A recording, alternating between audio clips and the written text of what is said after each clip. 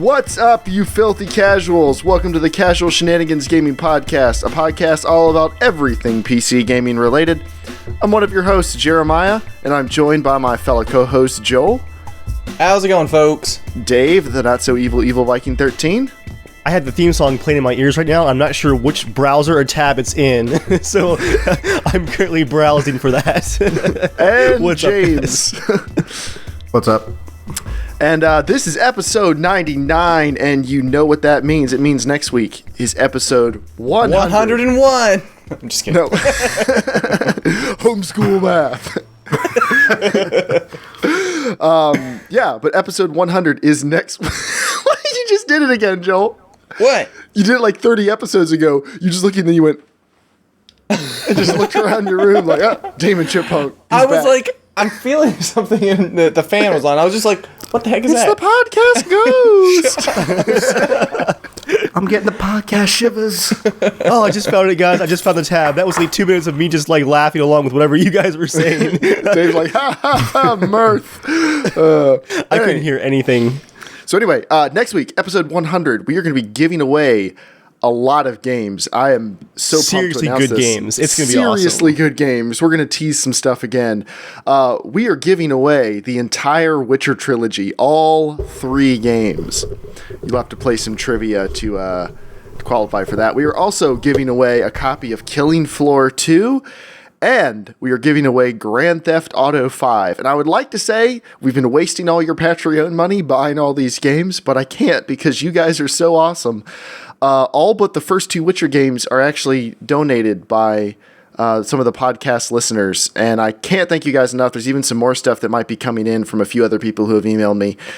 So thank you sincerely for donating that stuff. And we're going to make sure that we really, really challenge Joel so he can't keep any of it and it goes away to you listeners. We're going to write really hard questions. And I'll say their names next week, the people who have kindly donated this stuff, if they'll let me. They know who they are. They can just let me know. But thank you guys so much. It's going to be awesome. We have some really amazing stuff planned. And not only that, but, you know, episode 100 is awesome and everything, but episode 101 is 1 week later. And I am honestly almost more excited for episode 101 now. I don't know about you guys. Everyone listening doesn't really know what we're talking about, but there are many cool things happening for Casual Shenanigans right now, and you will find out about a lot of stuff on episode 101. You'll be listening to it 2 weeks from whenever you listen to this, whether you listen on audio or whether you're watching live. Speaking of watching live, you can watch at 8 p.m. Eastern Standard Time right here on twitch.tv. We stream the podcast, and it's always an awesome time. If you guys have never watched a podcast live, you can come out and hang out and chat with everybody. They're always super fun, and we occasionally respond to things in chat. So if that's been your lifelong dream, is to talk to one of us in Twitch chat, we can make it happen. You know, I don't want to undersell the experience here. It's really awesome. You can actually talk to us in chat, and it's pretty great. They can insult us live, and then we can just insult them right back live on the air. It's pretty fantastic. It's a great system. and if you jump in and look at our chat, if that's your lifelong stream, we can help you find a life like. And then we'll put you in some counseling with James to have some better life dreams for next time. So if your life dream, one of them has been James's sultry voice giving you some Papa Bear advice, we can also make that happen. Well, children, let me tell you, back in my day. Now, Jeremiah, I want to ask, if people want to rate the podcast and help us out, help it continue to grow, where can they do that? The best way to rate the podcast is by rating it with dollars on patreon.com/casualshenanigans. But you can also go into iTunes and find us Casual Shenanigans Gaming. And you can rate the podcast there. And thank you.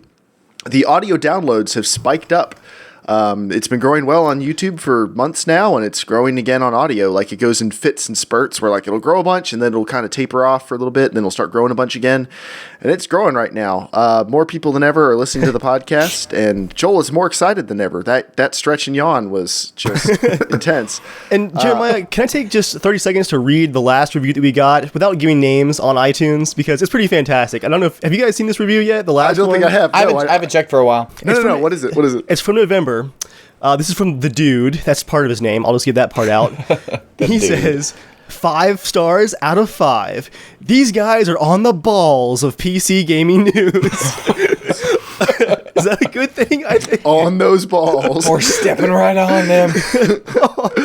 all the info you need and more. The podcast will keep you up to date with game releases, updates, drama, DLC, failures, and triumphs. All while you're welcomed into the host lives with stories about their endeavors in each of their chosen industries and Joel's health.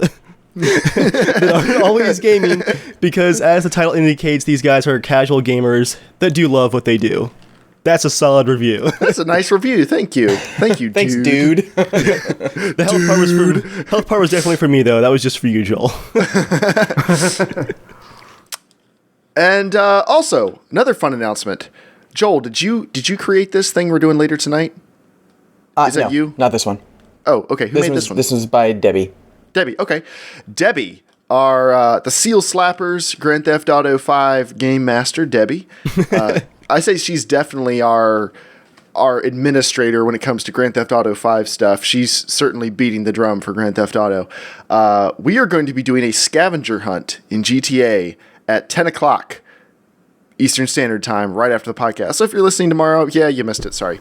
But you can go join the Seal Slappers. It's our name of our Rockstar Social, our GTA Online Rockstar Social Club, whichever name that falls under, the Seal Slappers. That's who we are. Come join us. Come play with us at any time in GTA. But tonight we're doing a scavenger hunt. So everyone who is listening to the podcast live, you guys have a fantastic opportunity to hop in and play with us. Listen to Jeremiah drink booze live. Sorry, it's all the carbonation. We're kind of out of beer. I'm having a Bold Rock. Well, that's more than acceptable. Spoiler alert, it's just the sound of him, like, literally just gobbling up the bottle. Like, he doesn't drink. He just swallows it whole. so mean. Gobbling up the bottle. Through the glass. Oh, my. So anyway, that's the podcast. I think we've dicked around for long enough. Let's actually give you some content now. We mentioned Patreon. It pays for cool things like the Teamspeak server and the Potato Masher, which, by the way, there are Potato Masher videos coming. I'm just taking a couple weeks off from that to work on stuff that you will hear about on episode 101. And but for the people who support us on Patreon, we appreciate you. We thank you. If you've pledged in the last couple of weeks and you haven't gotten an email from me yet, you will be soon. I've just been getting some stuff together. But Steven has upped his pledge, and Joel is now going to read his name. What? Someone upped their pledge? Oh my god! Steven upped his pledge. Why, thank you, Steven. You so kind. Cock-a-doodle-doo, bitches. He upped his pledge, and we just want to thank you, Steven, so much for your money, because it's going to go towards awesome stuff. So, Did you actually read the show notes, Joel? What just happened? Yeah, I didn't. What just happened? I didn't say any amount. I was so glad I was here for this. Joy's down. She's watching Friends downstairs, so she didn't hear any of that crap. No, that was good, Joel. That was good. I'm sure Steven feels very touched right now. Joel, for 1 week, can you just give someone like a super condescending Southern, like, "Oh, bless your heart," or it's like, a little bless your heart, Steven. It's like a little passive aggressive. There it is. You chewing tobacco would be one of the funniest things ever. I know you just like, this is disgusting. What's wrong with people? Man. Joel's body is a temple. For the record, He only puts the finest fizzy orange water drinks in there. What's up, James? for the record, On my desk, I've got Dasani water, I've got fizz water, and I've got sparkling ice peach tap nectar. water. you Tap aquaholic. water. No, I drink a lot of water too. This is just like I had something with dinner. Coca-Cola Is there loves anything him. wrong with having dinner? All right, sorry. What's up, James? Originally in the show notes, it said it had to be read in an epic voice. So that's why my face was. I feel like that was an epic voice. I mean, that was epic. I'm not gonna lie. I mean, I felt things. I was thinking about doing Geralt, but I don't think I could do that. So That would just be like, thank you, Steven. yeah, just be like, I'm so emotional. Batman. Yeah, basically. Medieval Batman. But I actually saw a video comparing the Polish version of The Witcher 3 and the English version. I like the English voice. Like, the Batman thing is kind of cool, but the Polish one is interesting because he sounds just, I don't know how to describe it, like, much more pedestrian. It's pretty legit. Have you started learning Polish yet? It's got subtitles, so I could just play it in Polish for the legitimate experience. That's not the... Oh my gosh. The books are Polish, Yeah, therefore... no, I know. I read them too. In English, like a fellow peasant. What's worse than the book was better? Only thing worse than that is the book in the original language that I don't read was Wait, better. you didn't read it in the original language, Dave? No, he didn't. He's just being that much of a hipster. I was like, what? I was like, did she really translate? I'm like, Dave, there's no bounds to Dave's immersiveness. That's true. When I Dave learned decides that more it's every time year. to go in, it's time to go in. No retreat, actually- no surrender, no sleep. I did think about trying to learn like a little bit of Polish, but honestly, Polish is terrifying. It's the language of all consonants. It's pretty freaky. It's now time to start the show like we always do with the news. News time! Dark Souls 3 has leaked. Yes! We're pretty sure. It's pretty much confirmed that it's leaked. Yeah. Short of an official announcement, it has leaked. And it's rumored to be shown at E3. Joel, why don't you take it away? What do we know about Dark Souls 3?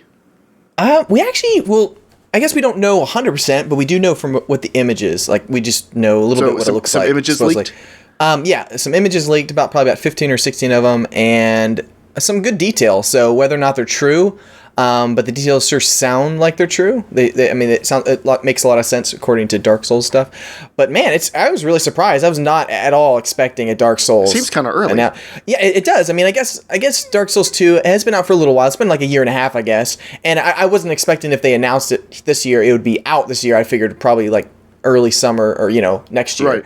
Anyway, so I guess it does make sense in a little ways, but I just was, with Bloodborne being out too, I guess I kind of consider that to be like the next game after Dark Souls 2, but I guess since it's not on Xbox and every system as well, it is kind of like its own separate thing.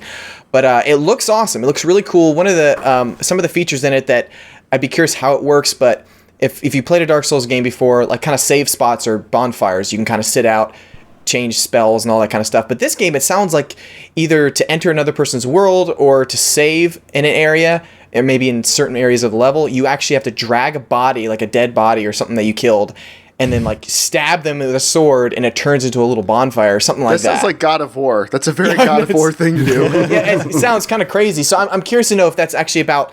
Because I'd be curious to know how that would work. Like, are they opening the entire world to, like, again, Dark Souls 1 and 2, you can summon people from, like, the bonfire up until the boss. And then there's, like, little middle areas in between kind of other zones that you can't really summon people. So I'm curious if they're going to get rid of that and actually everywhere you can summon people. But I guess they got to figure out a way. How do you make it so that there's going to be summon signs everywhere? So maybe they're trying to solve that by being able to move bonfires where you want. I don't know. So, but it looks awesome. The graphics look pretty neat. And I like the fact that you can see your secondary sword on your back. At least according to the pictures, that's what it looks like.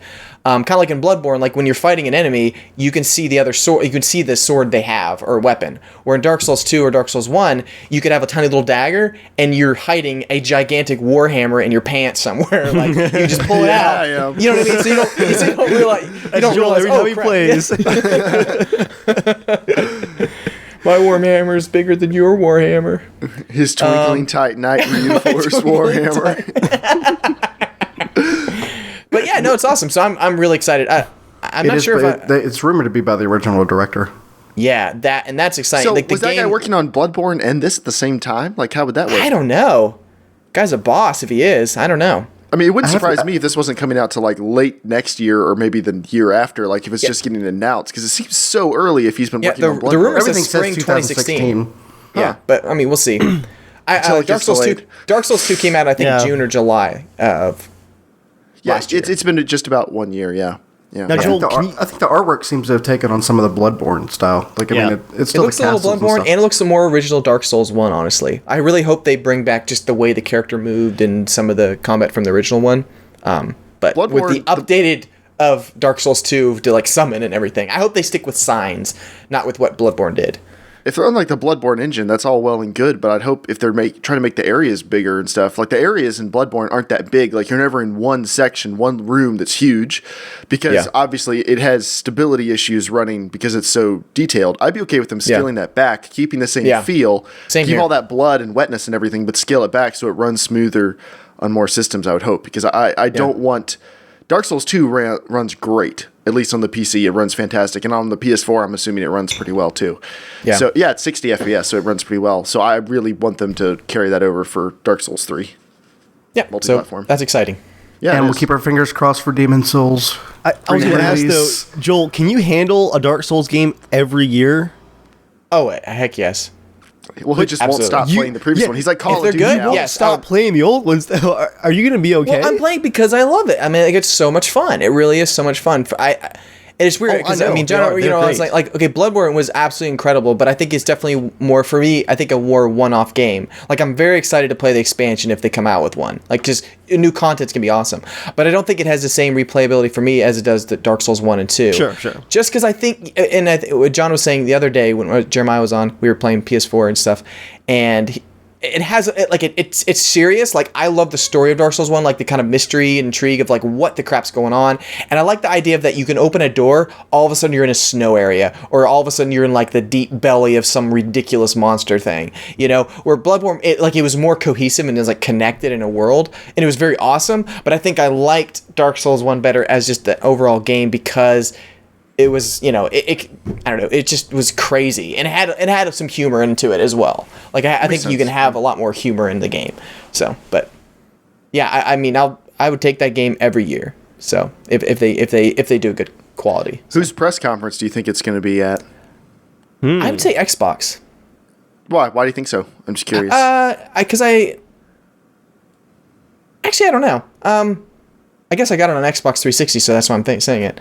But, I guess the original Dark Souls came out. No, it came out for both. My bad. It was Demon Souls that was PS3 only, and then Dark Souls came out for Xbox One and PS3, or Xbox 360 and PS3. So I don't know, but I feel like it might be an Xbox announcement, but we'll see. Okay, maybe just because PS4 got Bloodborne, maybe they did like a different exclusive deal. Maybe. I mean, maybe not even just an exclusive, but just for the announcement, trying to play both sides. They'll probably make it sound like an exclusive. Yeah, coming. Only this fall, only on Xbox One for the first 24 hours, then on everything else.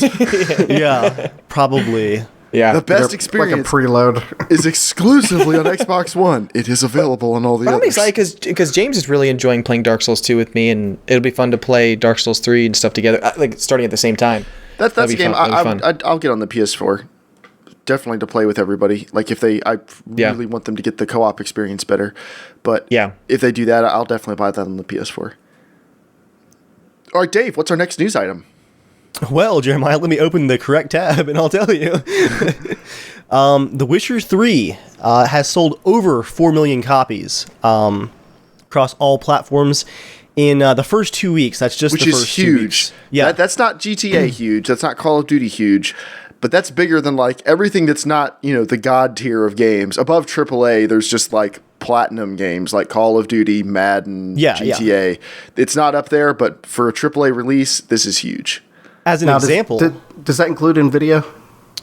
It does, because they do actually get paid for those codes. All right. NVIDIA got a bundle discount, I'm sure, but as a comparison, The Witcher 2 over its entire lifetime until I think this is up to about just a few months ago, it only sold 2.8 million across the Xbox version and PC, and the Xbox version didn't launch till late 2012. So 2.8 million lifetime sales for Witcher 2, over 4 million for The Witcher 3 in 2 weeks.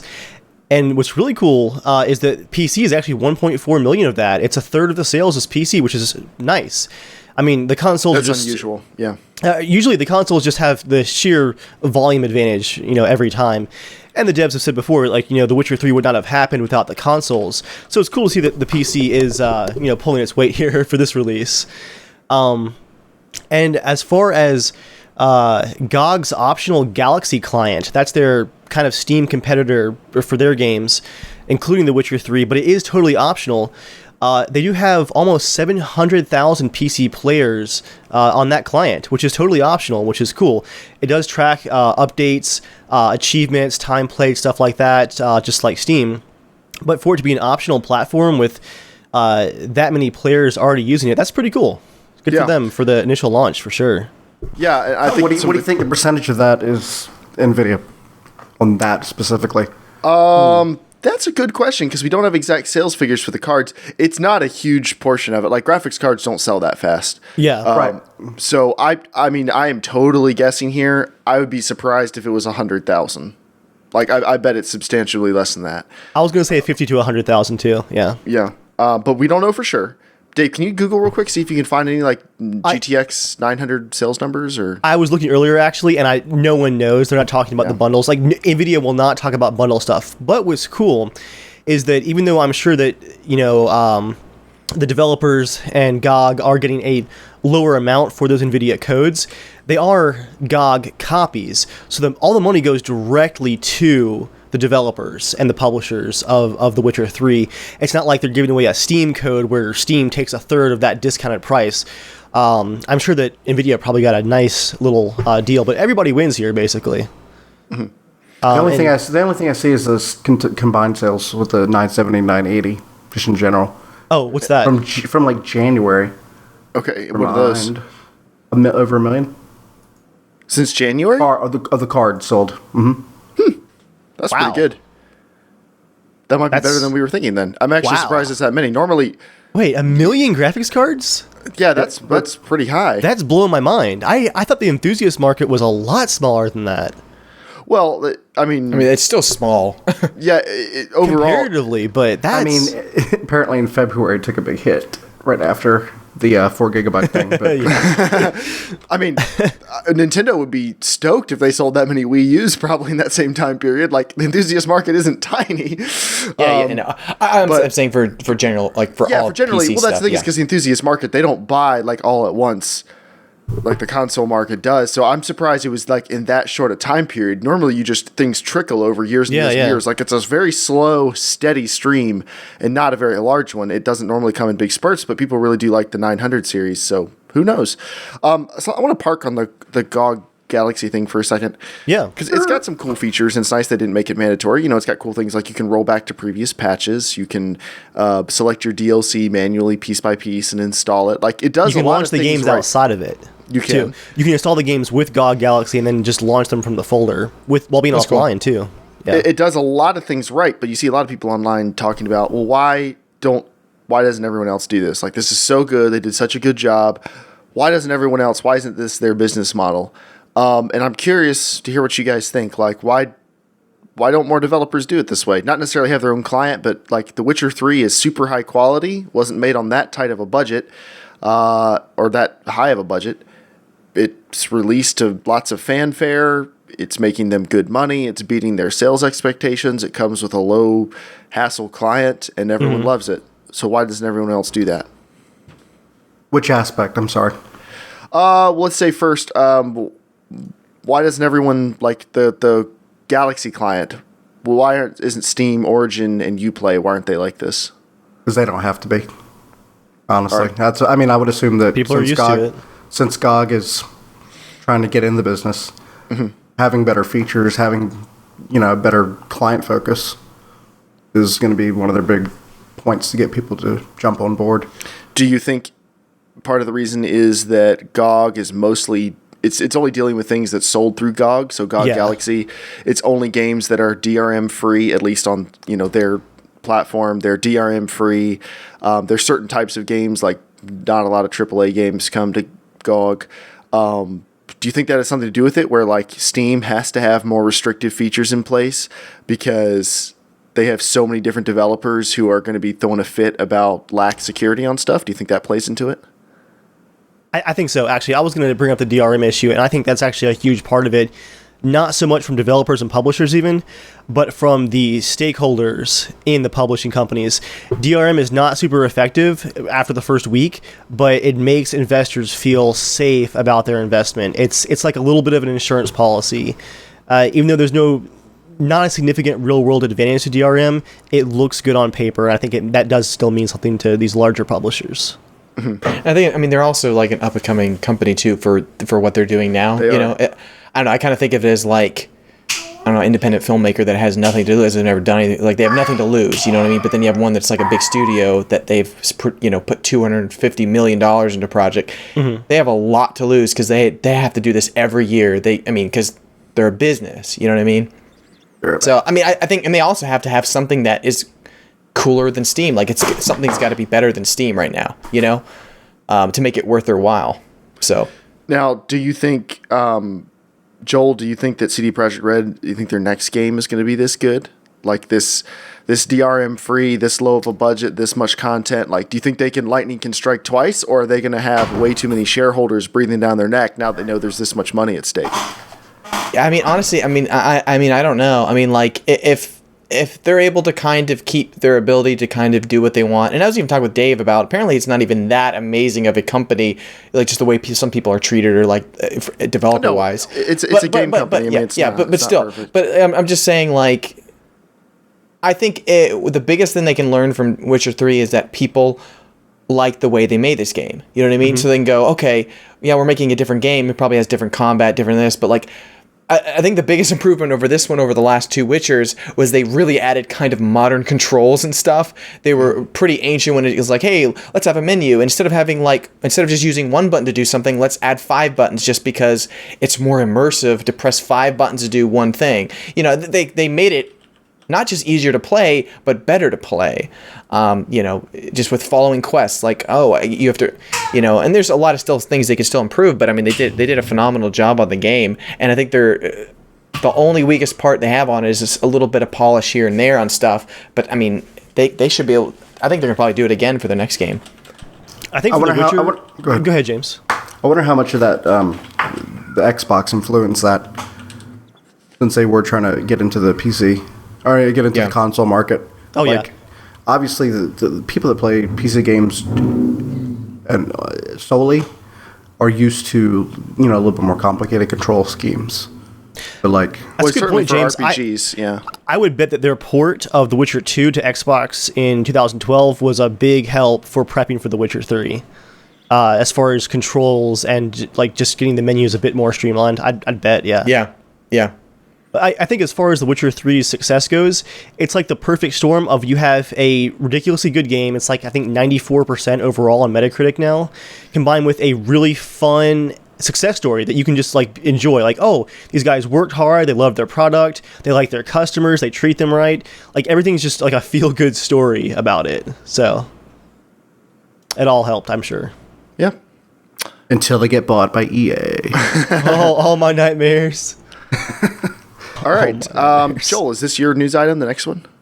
Yeah, you know, this just made me really happy to hear, just because, you know, after I'm really happy that Witcher 3 did well, not even for that being that the game was just amazing, you know, it's a really phenomenal game, but that it's not a pre-purchase this, DLC packs, premium edition, like, you know, like I hate that stuff, and I've been hating that stuff for the last 6 years, as soon as they started doing any of this crap, it's just bad. It's really bad. And I was actually reading about the start of DLC stuff, like that really kind of spiraled stuff out of control. Is initially, you know, it came out as expansion packs, right? But then there was a couple companies that were actually going out of business, and they were just trying to sell the crap out of their game, going, how can we make more sales out of the game? Like, they couldn't figure anything, so they started dicing stuff up to try to make more money. And apparently that worked in some cases. So other companies go, oh, well, it worked for them, maybe it'll work for us. Why aren't we jumping in on this? And then other people say, oh, well, this is a popular trend. And it's like, it kind of spiraled into this thing where I think people think it's a really great idea, where I don't think it's a great idea.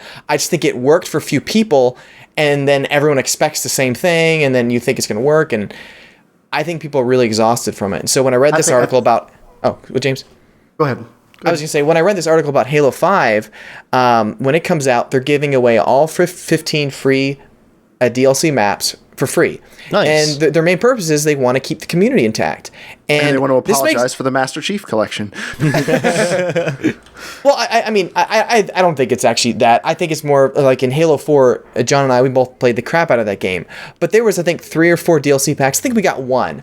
But just by the time we started enjoying the first DLC pack, like really got into it, the next one's already out. Then the next one's already out. And it was just like, well, every time we played, I was like, I don't know if I want to pay $10 or $15 for the next DLC pack when I'm still really enjoying this last one. I'm not even like, I haven't even barely touched this, you know? Mm-hmm. And so now we tried to play it, not now, but like when we were playing it, there was very like few people playing in the DLC map packs that we had. And so then it kind of dropped out. I was like, oh, well, we can't play the swap mode anymore because the maps we have, no one plays it anymore, and that was one of our favorite modes. So this is exciting, for anyone who has Halo 5. I have a different theory. Okay. What's that? I think it's just the pendulum of the market. Like, obviously, when a few studios could get away with selling a lot of DLC, everybody did that, and then people got sick of it. So it's going to swing towards swing back now. They're going to be the Witcher good model, guys. And well, in all honesty, I imagine studios are already going to have stuff already planned. They're like, we could have released this with the game, but we're going to hold it back, and we're going to offer it as free stuff that comes later on. Mm-hmm. Just kind of as honestly, just a marketing PR thing. That's yeah. No, it would make sense. Like, DLC started working. Everyone starts doing DLC. People start getting sour on DLC. Some companies start moving away from it. They're seen as like, oh, they're the Mavericks. They're doing right by their customers. More companies will follow them. Like James said, the pendulum swings back. And then someone will come up with some new way to do DLC in like another 5 years. Oh, I'm sure it won't. But I think it's interesting that like a game as big as Halo is moving over that way. Like, I don't think Call of Duty probably will, because Call of Duty has stayed relevant way longer than Halo did. But we'll see if Halo can find a new audience on Xbox One, because obviously the Master Chief Collection has not like completely revitalized Halo. Yeah. Because of all its launch issues. But yeah, we'll see what happens with Halo 5. But good on them for at least offering it. Yeah, I hope just more studios just do that. Although, did you guys see the article about Battlefront? I added that down to the bottom. Oh my gosh. Okay, we'll talk about it then. Well, let's do it now. Let's talk about it now. It's go for it, Joel. Yeah, like you have like the deluxe edition. Okay, whatever. Deluxe editions. Okay, whatever. $80, by the way. Yeah. $80. So that's the game and like, a half edition almost. I mean, like it's starting all over again. Honestly, as much as I love Star Wars, I hope this just destroys the shit out of them. I really do. Just stop doing this, you stupid freaking company. Like, stop with this. Like, if they come out, like, I told you earlier, like, it's going to be 100 trillion weapons, 7,000, like, little attachments, icons, colors, weapon oh my gosh. Like, it's just ridiculous. Like, what the So F? what does the deluxe edition include, the $80 deluxe edition? Let's see. Sorry, I'm bringing up the image. What does it include? Inflict more damage on enemy vehicles with the ion grenade, an extra ion torpedo that locks on to your opponent's vehicles, because Battlefield 4 definitely had too few lock-on weapons that were point and click to win. Get the Han Solo DL44 blaster. Get electrified with the Ion Shock emote, and celebrate your win in style with a fist pump. That sounds like that's worth $20. Like, first of all, it's crap for $20, and it's in-game weapons. Now, I'm almost positive that you'll be able to unlock these weapons later on, but day one, you have an advantage, at least, if not a permanent advantage. It's a little bit of pay to win right out the gate.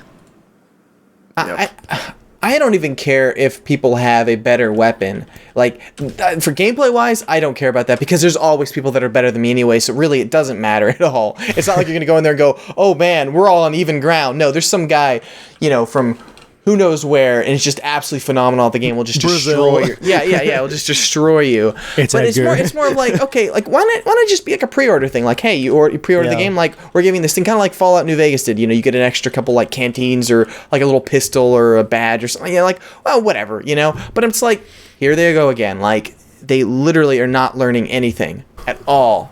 Like, well, I think they need to learn something. I mean, they're apparently making money, although I can't imagine Hardline was a huge success. But I don't know. So, but see, Battlefront was probably too far along to really reverse what they were doing on Battlefront. They've been working on that for like 2 years. So if they learn anything from Hardline, you won't see that for like another year at least. The next actual Battlefield game might be a lot different, depending on how disappointing Hardline was. Speaking of Hardline, if we can just divert just for a second, this is kind of related. Are you done reading about Battlefront, Joel? Because we could go on with Battlefront it's funny because you said Hardline, because I told Dave, I was like, I don't think Dave will get even past 60 hours in Hardline. Probably not 60 now. I don't think so. What do you have to now? You're not. I'm like, dude, you're not coming back to that game. It's not going to happen. 20, I think. Oh yeah, you'll never ever get there. I've got probably another 7 hours in single player, and we'll see with multiplayer. So the problem with Hardline and the DLC program, I was telling Jeremiah, some of the premium features, they still don't know what they are. Like that gun bench thing that everyone was assuming it was going to be some kind of in-game, like Medal of Honor back in, was it 2011, had like the cool little gun modifying bench. Everyone's like, oh, cool, we get that in Hardline for premium members. Not only is that not in the game yet for premium members, no one even knows what it is yet. It's not even like officially described. The first DLC comes out in, I don't know, sometime soon. I don't even know the dates. It's sometime in the future. And the PC community is roughly 1,000 to 1,500 players on weeknights right now. And some YouTubers got flown out to play the DLC this week, and a few of them have been posting videos saying like, hey guys, the DLC is okay and all, but if you're on PC, like, don't buy it because there's no one playing it already. Like, you're just going to divide the community again. So there's already rumors that EA may be thinking about scrapping the Hardline Premium program to just maintain player count. Like just giving away the stuff? Yeah, I mean, it's literally just rumors, but I can't think of what else they can do. Are you really going to release 5 DLCs over a year for a game that has 1,000 people playing it? Have they released any yet? Not yet, no. Yeah, things aren't looking good. And like I said, there's premium content that is not out yet. Like outside of the DLC, like premium bullet point features. Promised content that people have already paid for that they have not received. Outside of the only DLC. reason the game is still afloat right now, I think, are people playing is because of console. Like, just because there's not a trillion other games. You know what I mean? Yeah, because if you want to play a first-person shooter on a console, your options are way limited, whereas people who are exactly. on the PC and enjoy Battlefield can just go back to Battlefield 3 Because on 4 console community, you just tend to, whatever. like, you move to the next game. You know what I mean? Like, it just, the community just moves to the next game that comes out, generally. And one last note on the Hardline DLC. The other thing that's kind of fueling these like free premium program rumors, like the EA is just going to scrap it, is that in the spring patch for Battlefield 4, which is a huge patch, they added another Gunmaster mode, like a whole new mode to the game, and like I think 5 new weapons all for free. And apparently, not only are they releasing a community map DLC for Battlefield 4 soon that has that community design map in it, but they're also releasing a throwback DLC with 4 of the older Battlefield maps revamped for Battlefield 4, also for free. So there's like new DLC coming out for free for Battlefield 4 because that game has like 25,000 players a night still. I mean, if you're getting free DLC for Battlefield 4, why are you going to pay the 80, 70, 60 bucks for Hardline Premium? It could make sense for them to give it away.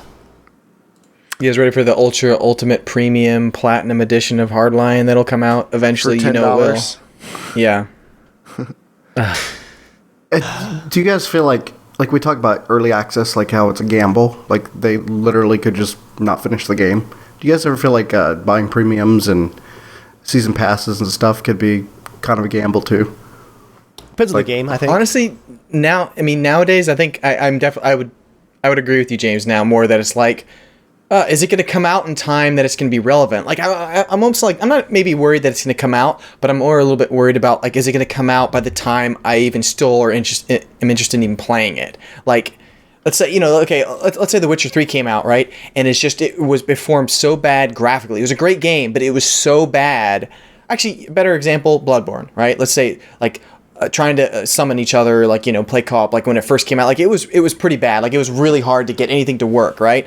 Well, by the time I almost finished the game, it was when they finished, they got the patch out that really it's working quite well now. Oh yeah. But for me, I'm like, I didn't mind it as much because I generally play those games kind of first time solo and everything, but that would be really frustrating for someone who was only in it for co-op by themselves and that doesn't work at all. And then by the time you kind of beat the game by yourself, it's like, oh, now the patch comes out. Well, I don't want to play it anymore, Well, so, make it more relevant. Like if you bought the season pass when Destiny came out. Yeah. Like, I mean, it was okay at first, and it was just like, yeah. Again. Yeah, I think there's very few games you should buy the pass for, like, up front. You should definitely make sure the game works, like, when it launches. And then if you want to buy it, like, later that week, buy it later that week. But, like, what should a developer, like, what would be a good enough reason to order it ahead of time? Like, I haven't even bought the Witcher season pass yet, or whatever they're going to call, the expansion pack pass. I know I'm going to, because The Witcher 3 is that good, but, like, why would people buy this stuff ahead of time? It's a digital pre-order. Like, there's no real reason to buy it ahead of time. Wait till you know it's good.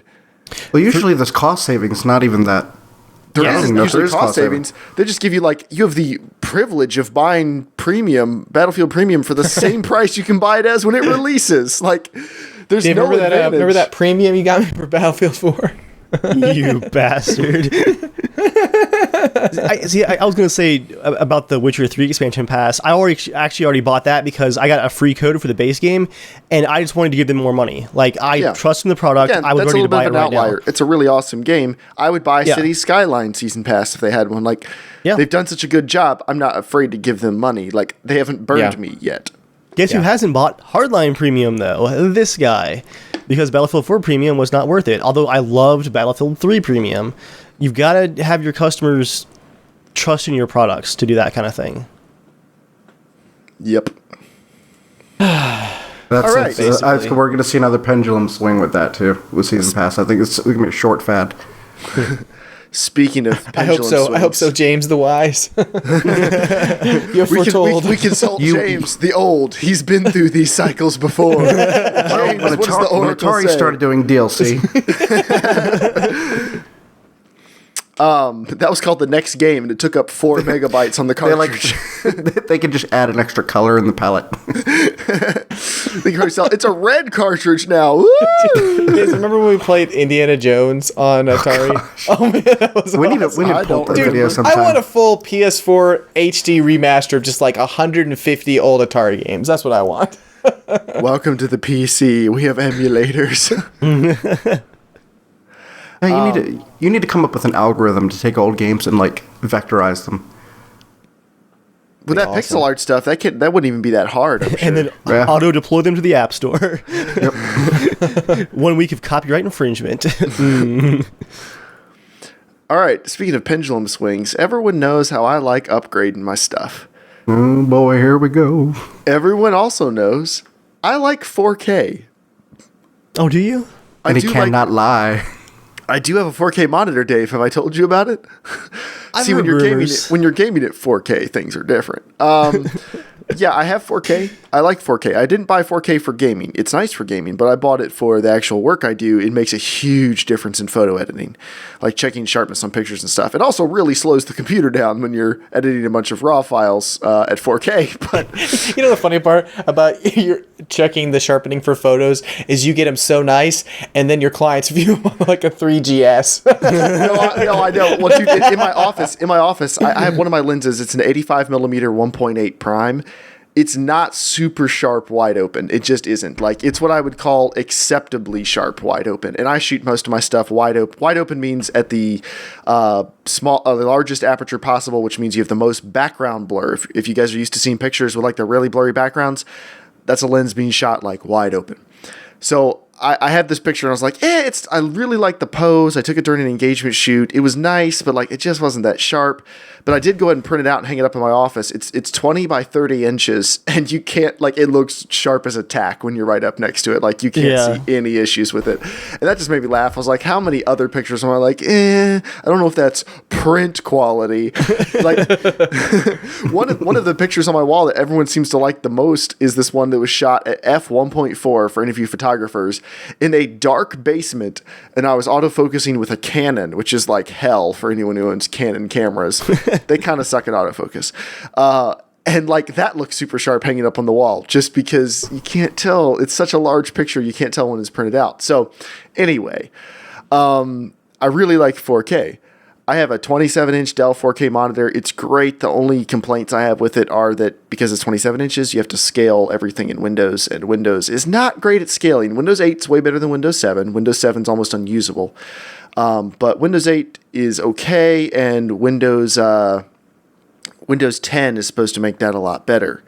So SEIKI, the people who make those really cheap 4K TVs, they have launched a professional monitor, a 4K 40-inch professional monitor. It's not IPS. It's some MVA or something. Like, it's a similar technology to IPS, but it's not IPS. It's somewhere between a TN panel or a TFT panel and IPS. But it's capable of 10-bit color, which is really awesome. It's 4K, and it's 40 inches, and it's $1,000. It has swivel on the stand. It's got 4 USB ports, DisplayPort, HDMI, DVI, VGA, which seems like a really weird choice. I am incredibly tempted. It's the same pixel density as a 27-inch 1440p monitor.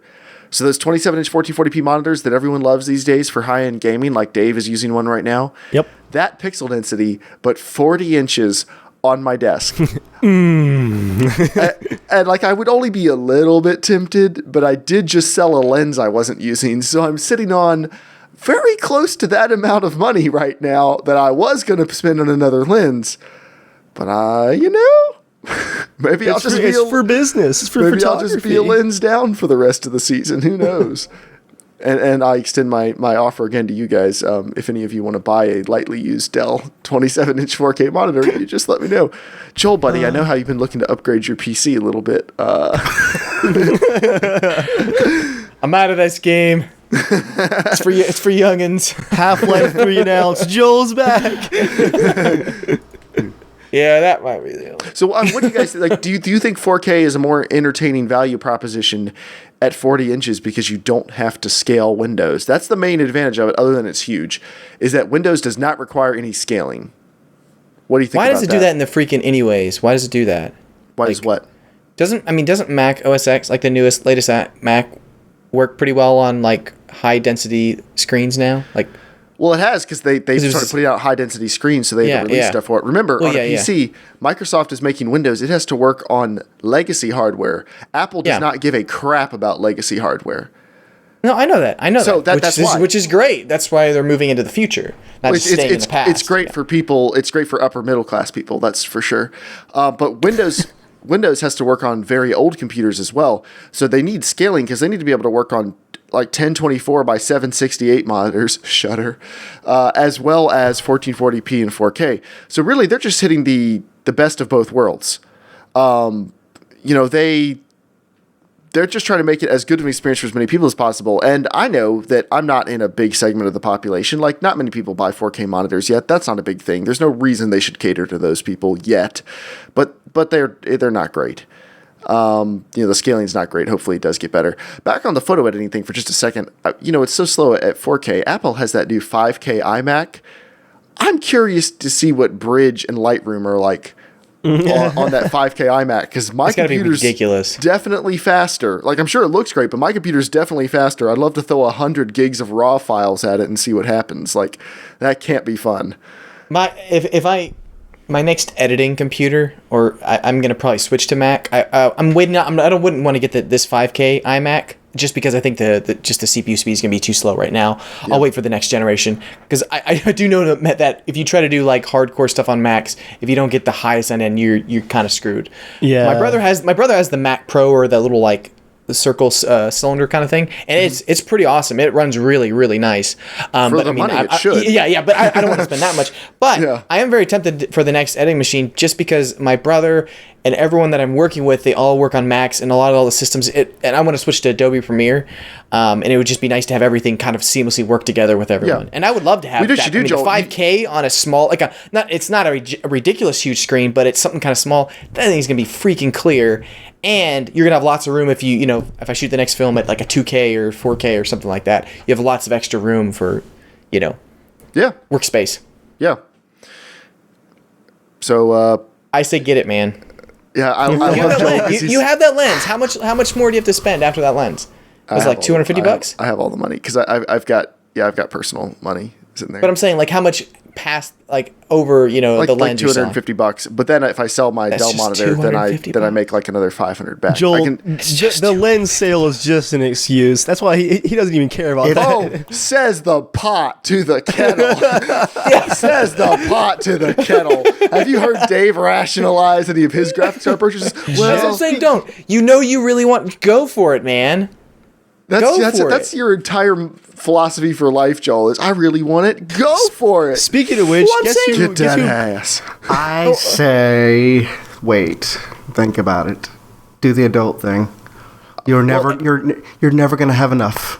Jeremiah, that's true. You're never going to have enough. That's true. That's very true. That's another reason why I'm saying get it, because it's not like later on you're gonna be like, oh, well, now I'm ready for it, because you're just gonna get it and be like, crap, you're gonna wait another 3 months to get it, or 5 months.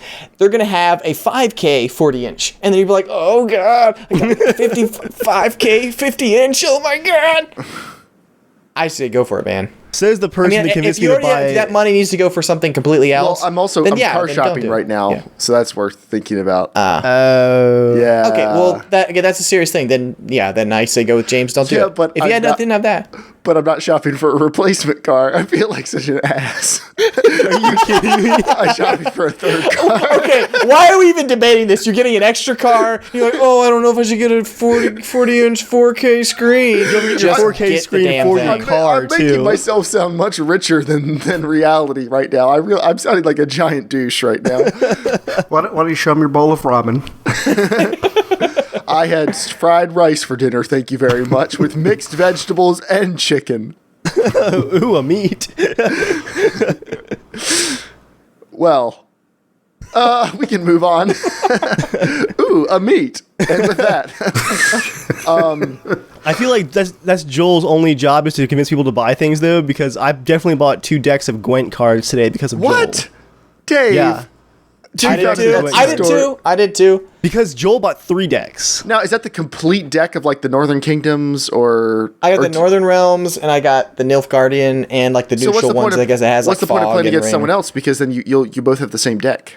Well, you can only play certain cards in it. Yeah, it's random, so we'll have to shuffle them and we'll see what cards we get. Oh, so you'll do a random draw. We'll have to kind of update it a little bit, some of the rules to play live. But I mean, honestly, it's definitely one of my most favorite card games I've ever played. Yeah, for sure. It really is. I'm kind of surprised that I've actually still wanted to play. Like, I never do that. Like, Joy, she can play, what is the freaking game? Solitaire. I'm like, I just don't get it. I don't get where the fun is at all in it. Like, that and Sudoku. I'm like, what? You're doing math. Why are you doing this? It looks like math. Maybe it is. I don't know what it is. But I you had done that growing up.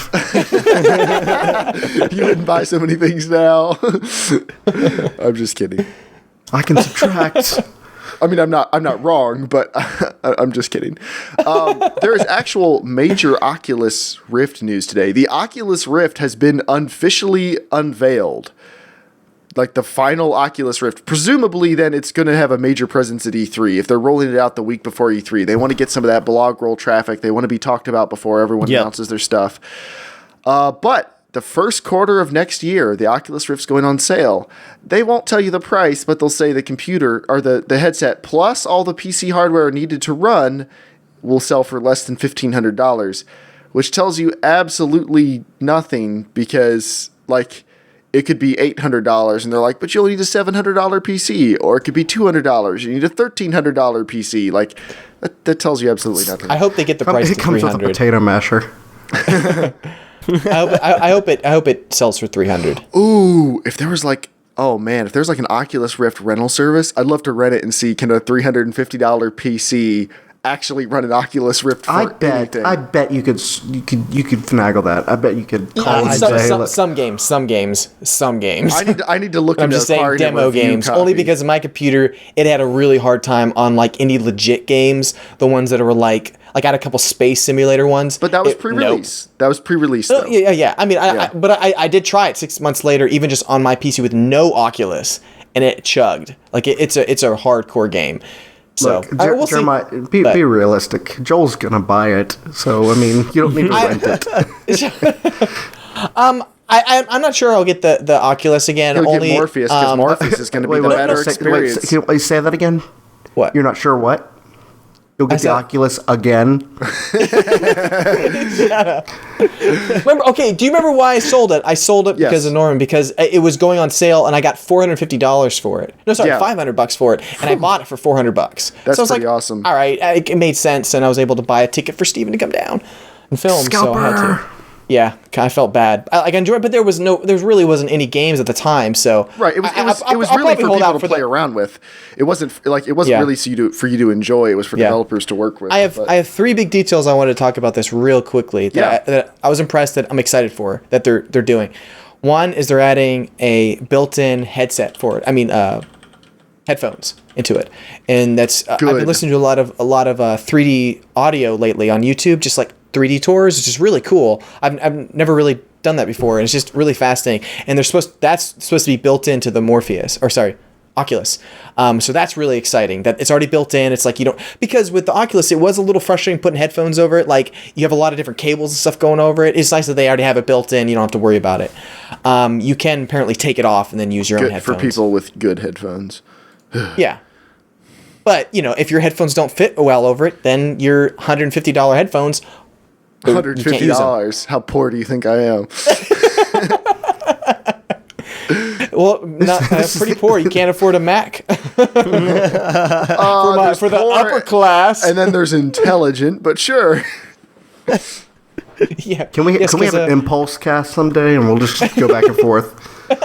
I'll end it with like 9 graphics cards by the end of it. Second, they showed off a couple images of the Oculus Rift store, and that was exciting to see. It looks like they are bringing in a virtual reality like menu system, something like that, and that is absolutely needed for it. So once you put it on, you're already in a 3D environment to choose things. You don't have to kind of like half peek with one eye, use your mouse and keyboard controls. Then third, super wise move. They made a connection with Microsoft. They made a deal with them that the Oculus will be bundled with a Microsoft Xbox One controller. So that probably contributes to the price, because I think the controllers by themselves are like $60, I think. Yeah. But they said, they're like, why are we going to spend so much time making a controller when we could just be spending all of our time making good VR and not compete against a controller that's pretty much the best controller you can buy? You know what I They mean? did make controllers, though. No. Oh, okay, But sorry. It's different. Like, this is going to be a VR controller. So, I mean, everyone's trying to work on one to figure out what works the best. So their VR controller will come out much later after the Oculus actually comes out. So it's not going to make day one. But that was exciting to see that they are going, hey, because that's really important, having a dedicated controller with it. Because here's the thing is, everyone gets Oculus Rift, you don't have a controller, working a keyboard is absolute crap with VR. It really is bad. Yeah, you can't see anything. First, once you put it on, you either have to peel it off to kind of see where your hands are, find the mouse, and you easily start turning, and you're like reaching for the mouse, and you're like knocking into stuff. Where I think if you have a controller, it's going to be easier to just, the muscle memory is way easier. Yeah. So anyways, that's smart. But Joel, I've got these little raised ridges on 2 of the keys on my keyboard that help your hands find their position. Problem solved. But the biggest thing I hope with their new controller, And this is cool. the VR one. This is really cool. Yeah, the VR one, it's got like a weird little loopy thing. Imagine like it's like holding onto 2 little like claws that have a joystick, like a 360 controller has buttons, but then it has, think of like an armband, but that goes around your hand, like underneath. And I'm guessing it's where it has like a what's that one piece of technology? It's kind of like the Kinect, but they had it on PC. It's a different company that Track IR or Leap Motion. I think it's Leap Motion. I think it's that. Yeah, Leap Motion. Yeah. Yep. I think they're actually using a bit of that inside the controller. And so apparently you can actually point and gesture with your fingers while still holding the controller, and it will detect that.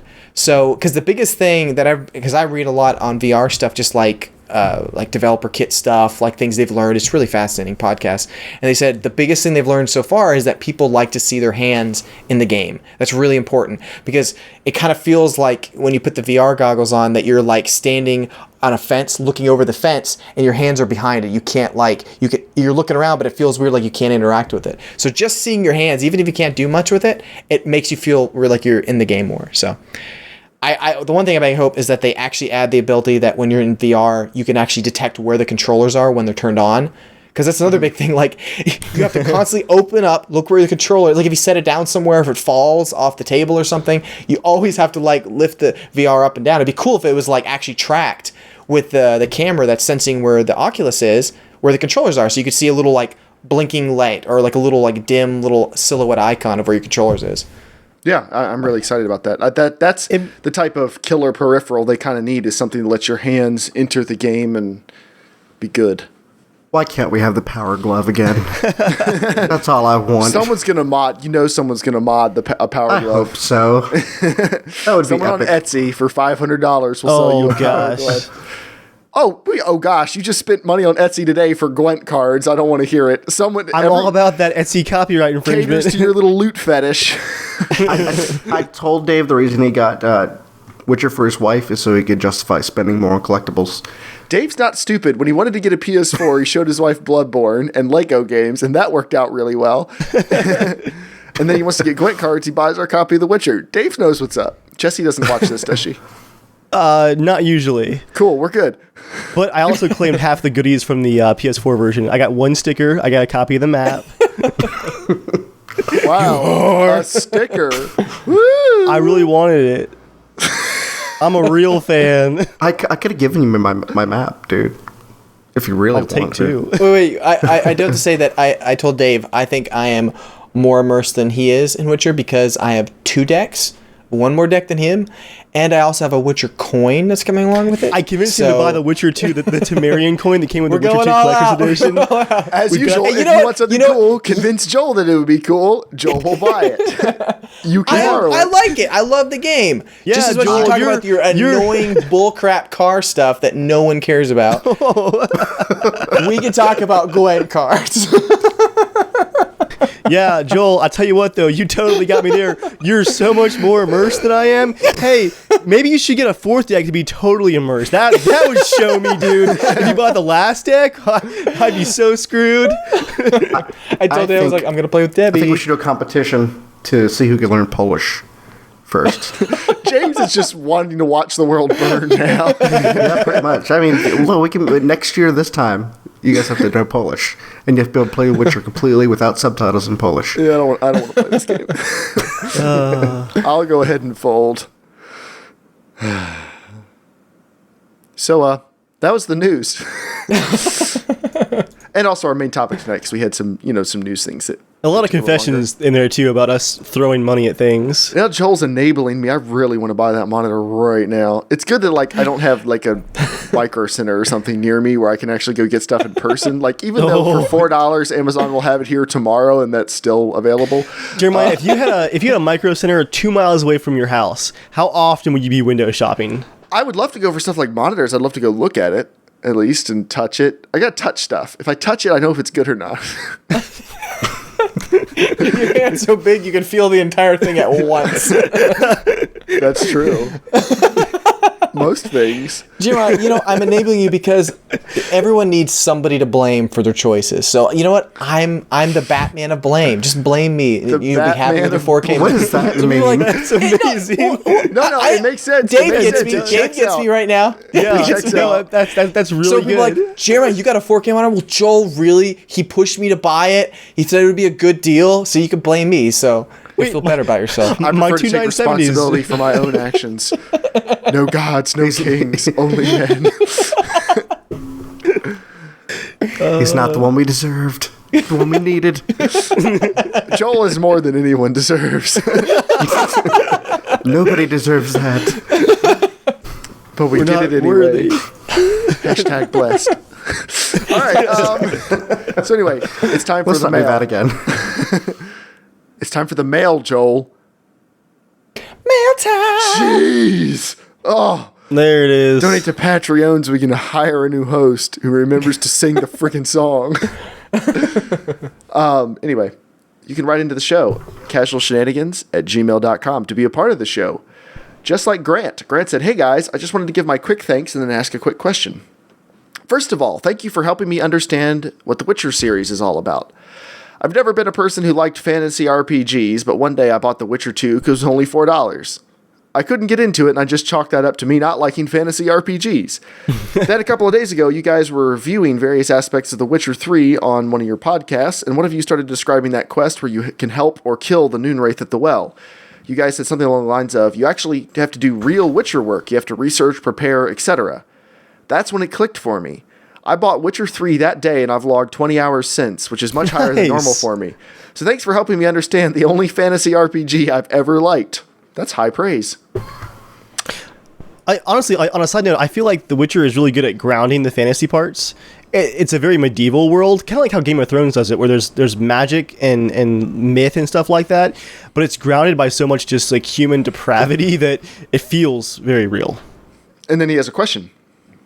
Do you guys find RPG games more likable when their world is gritty, like Witcher or Lord of the Rings, as opposed to cartoony, World of Warcraft or Skyrim? I personally disagree with Skyrim being super cartoony, but I guess it bridges the gap somewhere in there. I always find the orcs and elves in games like Skyrim and WoW too cartoony, and I think that might contribute to why I don't like them. The worlds of Lord of the Rings and Witcher 3 are gritty, the orcs are dirty, nasty, and vicious, and the combat system in Witcher 3 is pretty brutal with all the gore and decapitations. Thanks for reading. So what do you guys think? Are Do you guys like RPG games when they're dark or when they're more lighthearted, or do you have a preference? I like both, honestly. I mean, Kings of Amalur. I mean, it was happy, fun. It's funny. That game looks actually really innocent, but then when you do like a charge up attack, it like literally shoves a sword down someone's throat. Like it's just all like, what the crap? But the rest of the game is actually really, really happy and just like dun dun dun dun dun dun, collecting quests. Oh my gosh, I gutted you!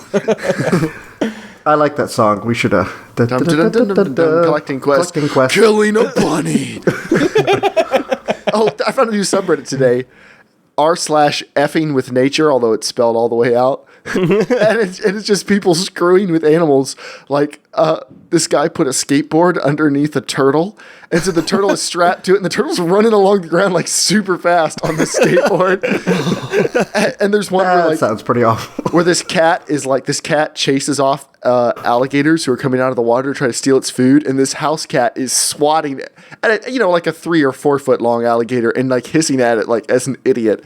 There was this couple that they had their snake that hung out around their porch, Fabrice they called him, and Fabrice was like their little buddy. He lived there for a couple months, and then one day Fabrice was trying to catch a frog, but the frog was out of reach. They helped Fabrice get the frog, and then they started shooting this video, and Fabrice gets like his mouth on one of the frog's legs, and then the frog starts screaming, and the girlfriend in this couple starts really regretting help the snake kill this frog, and starts going, oh no, what have we done? Oh, this is terrible. And the frog's going,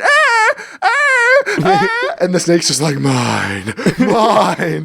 Anyway, so r/effing with nature. It's a good time. To answer your question though, for me, yes. Jeremiah. Sorry, back to that. Yeah, putting aside animal abuse briefly, That's just nature. I can't do lighthearted fantasy. It's really not my thing. Like I could never get past the graphics and the style for a while. Dark fantasy. The darker, the better. Although if you have maps and card games and coins and things, I'm also down for that. Yeah, I mean, if it's light fantasy that has good lore, maybe I'll take a look. But yeah, for me, it's Game of Thrones and Witcher, not WoW and Kingdoms of Amalur. Even like I liked the game, but the aesthetics were hard for me to get past. Yeah, aesthetics definitely matter for me.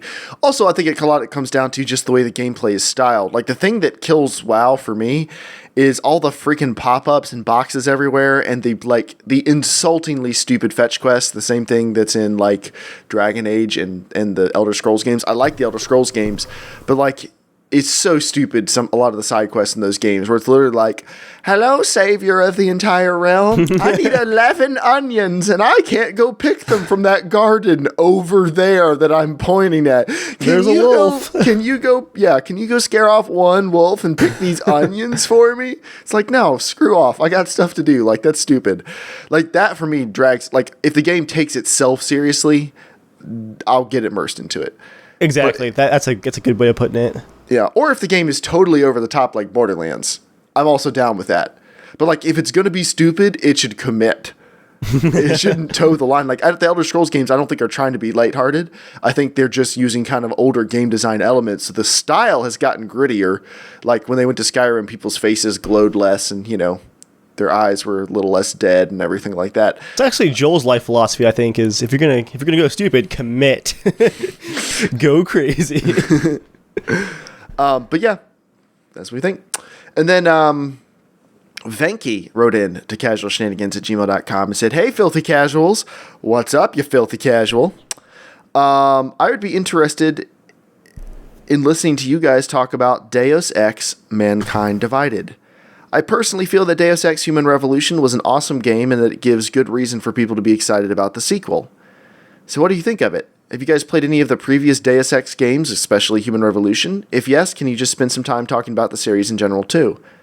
I reached your channel when the Glorious PC Master Race, that's a Twitter channel, when the Glorious PC Master Race tweeted about your Potato Masher recently, and so I'm a new listener / viewer of your podcast. I have a request for you. I would be interested in seeing what an optimal upgrade for the Potato Masher would be.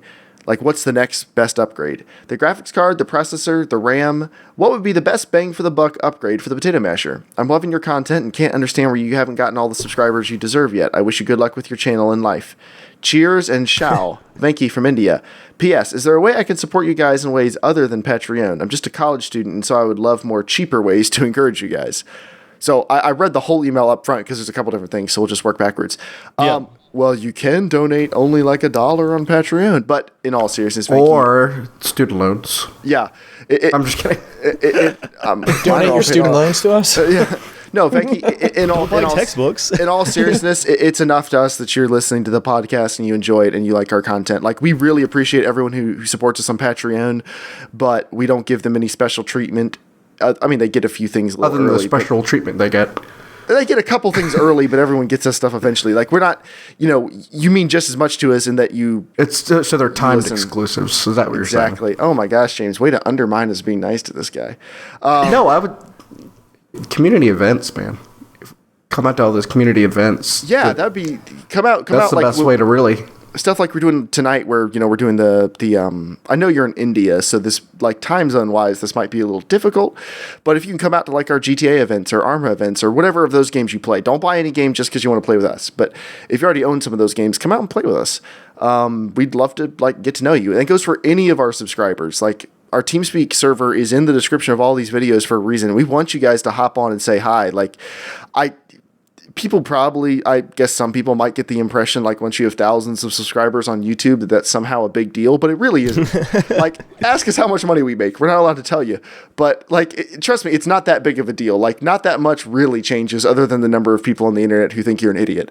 But, like, with the exception of some of the absolute biggest YouTubers, most everyone else you're going to meet on YouTube is pretty normal people just like you. And we would love to hang out with you and play games with you and get to know you. If you like our stuff, that means a lot to us, and honestly, that's enough. But if you'd like to come hang out with us and play games with us or anything else, that'd be awesome.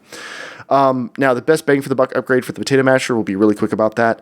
Out of the graphics card, the processor, or the RAM, I would say the two best upgrades would be 4 more gigs of RAM and an SSD. Ooh, yes. I gotta say this, Jeremiah. Did you make up this email so it makes sense for you to try to get that extra 4 gigs of RAM? You trying to warm me up to that? Like, oh, this guy says we should get 4 gigs of RAM, so I guess we gotta do it, guys. And he's magically going to have a stick sitting on the shelf. Like, look at this. I can give that. I can donate that. It doesn't count, guys. It was viewer donated. No, he's real. He's a real boy or girl. I don't know what gender Venki is. I'm sorry. But I would say RAM and then an SSD. For sure. Yeah, because the thing is, if you upgrade your processor, you have to do your motherboard and your processor, so that's going to be an expensive upgrade. And the graphics card is not even close to being pushed at 1080p now. Like, it maxes out in every game, but it has no trouble playing every game at decent settings. So an SSD will make the entire system more responsive. It probably won't make gaming a whole lot better, but it'll make the system so much faster to use. And 4 more gigs of RAM is really just future-proofing, and it's the cheapest upgrade you could possibly do. So There's just, even when you're not gambling, just turning on the computer and it booting that fast, just like... yeah, for an SSD, that's really nice. That's good. That's good. I feel good about that purchase. About the SSD? Oh, yeah. Oh, yeah. Are you using one on your home computer now?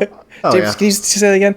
Oh, yeah. Yeah, seriously, an SSD is one of those things where, like, if people are looking to upgrade, like, their graphics card or something, it's hard to convince them, no, $150 should go towards an SSD. And then every single person I know who's gotten one and used it, they come out and you're like, oh, holy crap. Oh, yeah, this is actually really makes your amazing. computer feel like... A new computer. well, not even a new computer. Like, I don't even know how to describe it. Like, It's like... Your computer can now keep up with you, is what it feels like. A mechanical hard drive, to me, I was always waiting on something. It wasn't like tons of waiting. It was those like little bursts of like seconds of just things loading that constantly gets under your skin, and you don't realize how badly until it's not there anymore. When your computer just responds to everything that you want it to do, it's a game changer. Well, yeah, I mean, I've grown used to, like, with a mechanical hard drive, turning on the computer, running, grabbing a drink, coming back, and logging in. Like, I literally barely get out of the room, and it's already, like, ready for me to log in. I'm like, holy crap. And, like, when you launch a program... When did you install a SSD, James? Yeah, It's been over a year. Okay. Yeah, Dave was the first one that convinced me to get one, and I was just like, holy crap. It's like, it's a computer. Hey, what I recommend- I mean, yeah, go ahead. like Dave was saying, you know, he spends. I wouldn't get necessarily frustrated. I mean, sometimes I get frustrated with launcher programs, but I just get used to mentally checking out, like reading something, and it's just like the power of thought almost. It's just like, I want to open this, it's going to open. Jeremiah, I'm going to bow out for a second here and try to fix my internet connection. It is dying over here for me. Oh, your connection still looks good, but go ahead. Okay. Yeah, Skype says for me it's dying, and for me, like, it's actually hard to hear you guys. It's so bad, so I'm gonna make sure the PS4 isn't updating or something. I'll be back. Okay. You know, the experience for me for SSD hard drive, like, I think I had a iPod, like an iPod Touch before that, and so for me, using iPod Touch and like clicking on mail, I know it was like a small little apps and stuff like that, but it felt so quick that when I got the SSD, I was like, I didn't even realize a computer could be this fast, like as fast as an iPod Touch. Like the way it's like, oh, you click on a button, like it just opens, you know? Yeah. Oh man, never going back. It's like that feeling when you like freshly format your hard drive. Oh yeah. That's such a good feeling. Yeah. And then it's like all the time. It's like, yeah, and honestly, like if someone came to me and said, I want to buy a $500 laptop for school, I want it to be good and last me a couple years, what should I do? I would say find a $300 refurbished laptop if you don't need a ton of storage space, and then buy an SSD and pop in it, because that will feel better than like any $500 laptop you could possibly buy. Like, because for basic computing, processors are fast enough, and they have been fast enough for a long time. Like, a cheap $40 processor that you can buy brand new can play 1080p videos and do all that kind of stuff. If you're not gaming, and if you're not doing like video editing or something, for like a basic computer people use for ordinary day-to-day stuff, their processors have been fast enough for years. So an SSD is like that next step of, that's like removing the last bottleneck. You know, a computer with an SSD it'll feel just that fast until the SSD breaks, basically. Anybody buying the Mac Pro when they had the line where you could actually get the SSD or the regular standard drive, when they were like, oh, I'm going to get this, I'm like, no, don't. Like they didn't believe me, because I got the MacBook Air at the time, and I was like, just try my MacBook Air for a second and try your computer. And they're like, well, mine has better specs than yours. I was like, dude, doesn't matter. Just try it. They opened up footage. It was like that. Just because it had the SSD, and they're like, oh my gosh. Yeah. So they instantly like got it replaced. It was like, yeah, because I'm like, it doesn't, like, you have a faster processor than me. Yeah, but it takes so long to load it. That's the part that really seems like it actually makes a difference for at least what they're doing. they could have been nice though and made it to where you could actually upgrade yourself. It's Apple. Yeah. Let's just saying. So, and then back to the last thing Venky was talking about, Deus Ex: Mankind Divided. We can't really talk about it a lot because we don't know much about it. To be honest, we'll probably see a lot more about it at E3, but we could talk briefly about the Deus Ex series. We were actually talking about it earlier. I think we all like Deus Ex, right? I mean, yeah, loved it. Played it all the way through. Anyone ever play the original Deus Ex? Yeah, the only thing I didn't like about Human Revolution is I didn't like the color palette. It was unique. It was unique. You have to give it that. I like the old ones for that. Like it felt a little more sci-fi. Like this felt a little more like apocalyptic sci-fi. I liked how unique it was. I think if they had it for multiple games in a row, it would get very old. But for like one game, it was which is cool. What they're doing for the next game, though. Yeah, we'll see. Well, we'll see. Until we see actual gameplay, they might have toned it down. They might have adjusted stuff. Who knows? But I judge without any evidence. Okay. But yeah, what do you guys? Do we know anything about Mankind Divided yet? I honestly don't know anything about it. I haven't really researched. I am excited about it. I don't think anything's out about it yet. I think we're just waiting for E3. Yeah. I told Dave like earlier. I think like I really enjoyed the last one. It was one of those things that just kind of like got away from me. Like I don't even think it was the pretty crappy boss fights. I think it was just kind of like, I think there might have been another game that came out and we started playing that. It might have been Battlefield 3. Honestly, it could have been that. But it was just like, I don't think I was that huge of a fan. I know James tried to get me to play some of the older ones. I played the original one like forever ago on my uncle's computer. And I never really got into it. It was like really complex. And then the one that James gave me on Steam, I tried it. It just didn't run that well on computers now, trying to get it all. It was like the weird widescreen glitch where you got to like do the INI files to get anything to run correctly. It was okay. But the latest one I really enjoyed. So I'm excited for this one because I think I might actually really enjoy it. So as long as Dark Souls 3 doesn't come out at the same time. I'm in the minority that I loved Invisible War. Like that gets a lot of grief from people, but I actually really enjoyed it. Oh wow, I completely forgot about it. What system was that on? It was PC and PS2. Let me look it up. Was it on Xbox? Yeah, I don't remember at all. I mean, It was just it was the second one, but I will say I'm looking forward to hearing more about Mankind Divided because it's definitely a series I'm interested in. So we'll see what happens. I'm really excited for E3 this year since we're all going to be watching the press conferences together. You can expect some casual conversations coming out of that. Our hot thoughts. Our hot thoughts. If it's going to be Bethesda, it's going to be hot. We'll be hot. Hot off the presses. But yeah, I'm going to be in town. James will be in town with Dave and Joel. We're going to be watching it all together, and we're really excited. It should be a pretty good time. But it's now time for 90 Seconds with Joel, the part of the podcast where Joel talks about whatever he wants for 90 seconds or longer. Joel, what you got? Hey, thank you. Dave told me a funny story. Thanks, friends. I love razzing on Dave because he knows I don't mean it at all. But of course you don't. I love picking on Dave about his levels of immersiveness, right? If that's even a word, but oh my gosh, it's just funny every time because Dave, when he plays games, he creates like a little bit of a background story. All of the Arma missions, he has background lore on stuff and stuff that no one else even knows too. So I like asking him like, wait, Dave, did you write a little story? He's like, I might have wrote a paragraph or two. So anyways, for The Witcher, he can't really make a background story because The Witcher, Geralt of Rivia actually has a story. So it's not like Dave which can I create his read own. across 7 books to actually He read all the prepare books. for the game. He read all the books. And so Dave was like, I'm not going to fast travel at all or none of that, you know.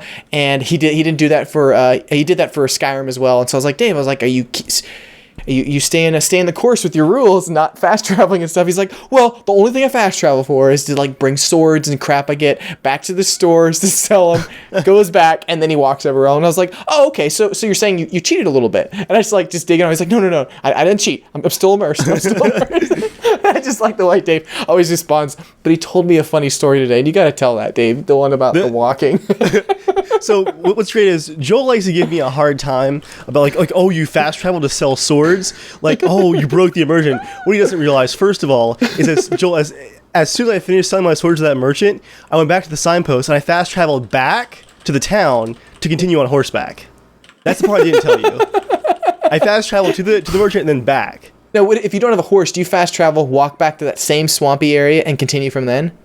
Like let's say you're in a swamp fighting something, collect all the loot, you run to a town, go to the signpost, travel, sell your stuff, go back to the signpost. Do you then go back to the swamp, or do you just start from that place? Because that's also, I feel like, changing a little bit of the rules.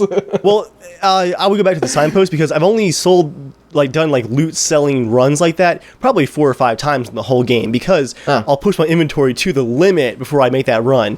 And I've only had to do it 4 or 5 times because usually I plan it out where I go through a certain part of the world and then I plan on stopping at a merchant to repair my armor, sell things, play 10 to 20 rounds of Gwent, and then move on. But you know, Joel enjoys thinking that he's breaking down my immersion because I fast traveled once or twice to fast travel back. Then I told him about last night where I set out after doing some recording. I was like, all right, I'm going to get just a quick little bit of Witcher in. I would say not recording footage, right? Do this you is just honestly playing, right? believe that when you set out? Do you honestly think just a little bit of Witcher, just real quick? I lie to myself, Jeremiah. All right. So I set out. I'm at Novigrad, one of the largest cities in the game, and I had a quest that was, according to the game, like 1,200 meters to the south. So my plan was just head out of the city towards this quest marker and just enjoy the scenery along the way. But the game is beautiful. It sounds great. It looks great. It's immersive. So I started out with a light gallop on my horse, but pretty soon the sun starts to set across all the fields of sunflowers and the wind's blowing through the trees. I just start slow walking. So I then spent roughly, it was between 25 and 30 minutes slow walking south, like walking on horseback. Just taking screenshots, enjoying the sights. I stopped for 10 minutes to do one quick little side quest. Then I did some inventory management, and then I took some more screenshots of the sunset, and then I just kept going. So I found myself it was time to go to bed, and I had just now arrived at the quest I was going to do a half an hour later from walking the whole way. I had a great time. I loved right there. I loved every second of it. Now, I'll say I do actually, instead of fast traveling, if it's not like really ridiculously far away, I usually just ride because I think it's kind of cool. I like it. I'm still a huge fan of the Wind Waker. Like, I like the kind of the long distance it takes to get to. It's kind of, I don't know, for me, it makes it more exciting to get there, unless it's like just a dumb little quest. But it's just funny that I would not slow walk the entire way. It's just awesome that Dave does that. But the best part is you do this in real life, Dave. When we go hiking, you have your camera and you like stop, like, gotta take a tree texture, gotta take a photo. Yeah, you're not wrong there either. It's awesome. I absorb life and virtual life like a sponge. That's really all I had today. It just made me laugh, made me chuckle. Any of you guys? I like to. I love how you think, Joel. Every time, you think. I know I'm not taking away immersion, but I just like to review, like, just to make you like double check, like, oh wait, oh crap, I better double my efforts to stay immersed. No one needs that, Joel. No one needs double my efforts. No. Yeah, because Dave, what you said, you have 82 hours now in the game. I can look right now. Actually, I have a total of right about 80 hours. Yeah. And I have not officially left Velen yet. Just the second area in the game. Yeah, it's roughly 3.5 hours a day since the game came out. Well, this last weekend was a good weekend. I didn't check how many hours, because Dave was telling me that apparently in the options or settings in The Witcher, you can actually find your playtime, and I didn't know that because the PS4 doesn't show it under the save files. It's under your character stats. Yeah, I'm going to check that. All right. I feel like I played it a lot, but I guess we'll finally find out. Do you guys have anything else you want to talk about as we wind the podcast down tonight? Just 100th episode. Show up. Show up. Definitely show up. Remember, we're giving away the entire Witcher trilogy. Grand Theft Auto 5. According to Steven in chat, Steam gave him 6 Killing Floor 2 codes, so we got to come up with a lot of trivia now. How many is us in the CSG group? I kind of want to play that game. Thank you. I'm going to give away a copy of the Nebula, so if you missed out on that second Kickstarter of mine, you can get a copy of that if you're gonna like the challenge. It's so ridiculous, but we have a lot of awesome things planned and many things that Jeremiah has no idea that's gonna make it all the better. A lot of it everyone doesn't even know, so it's gonna be really good. You're gonna get a special little bonus at the end of the podcast. Let's just say that. And then that's not bad. And then episode 101, 2 weeks from now, is going to be, in my opinion, our most exciting episode in quite some time. Episode 100 is awesome, but I'm super excited for episode 101. You guys definitely don't want to miss that one. It's going to be a really, really incredible podcast. And guys who are watching live, you should come out and play the scavenger hunt with us in Grand Theft Auto 5. But as always, you can find us on Twitter at casualshenanigans. You can write into the show, casualshenanigans@gmail.com. You can find Dave and I on Twitter, Evil Viking and Germ Gaming, and find us on YouTube at Evil Viking 13 and Germ Gaming as well. And Joel, is there any one of your particular things you want to pimp out this week, or is everything just kind of in cruise mode? You've gotten all your money. I guess there's no reason for anyone to look no, at just your a reminder. stuff right now. Just a reminder: if you listen to the podcast and you got a copy of the Nebula on Kickstarter, send your email in. I think Amelia sent hers in, I think, and someone else. But please send that in so I can get that on the list, because I'm going to put that in with all the orders once I get all the funds from Kickstarter. Also, double check that your credit cards or whatever you use to pay is correct, because I think it only gives you 2 weeks to fix it. If it doesn't, then you're just out of it. Like, you won't get the copy. There's nothing I can do to fix it. So the funds should come in within a week, and then we'll be getting to order within that probably week. Sweet. So and remember, like 3 to 4 next weeks. Wednesday, the 17th, we'll be doing Tabletop Simulator Night with the Dollarwise Gamers. Come out to that and check Joel out on the latest episode of their podcast. I will link that in the description of this podcast, but our music is almost done, so we have to end now. Thank you, everybody, for coming out. Thank you for supporting us. Thank you for listening to us. We'll see you next week for episode 100. And as always, stay casual.